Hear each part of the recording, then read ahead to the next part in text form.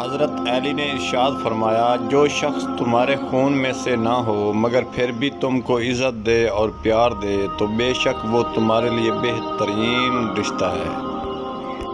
حضرت علی نے ارشاد فرمایا، جس زبان سے جھوٹ نکلنا بند ہو جائے اس زبان سے نکلی ہوئی ہر دعا قبول ہو جاتی ہے۔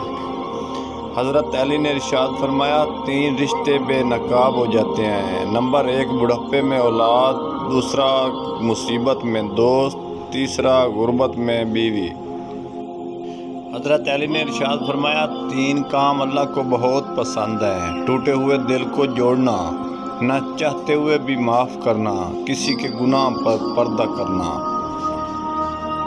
حضرت علی نے ارشاد فرمایا، 2 اعمال ایسے ہیں جن کا ثواب کبھی تولا نہیں جا سکتا: معاف کرنا اور انصاف کرنا۔ حضرت علی نے ارشاد فرمایا، اگر کسی سے محبت ہونے لگے تو صدقہ دو، اگر محبت ہوئی تو مل جائے گی، اگر بلا ہوئی تو ٹل جائے گی۔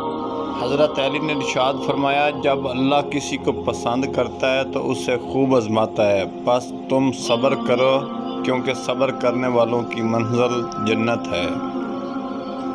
حضرت علی نے ارشاد فرمایا، بے فکر ہو جاؤ، اللہ پاک مخلص دلوں کے ساتھ بے انصافی نہیں کرتا۔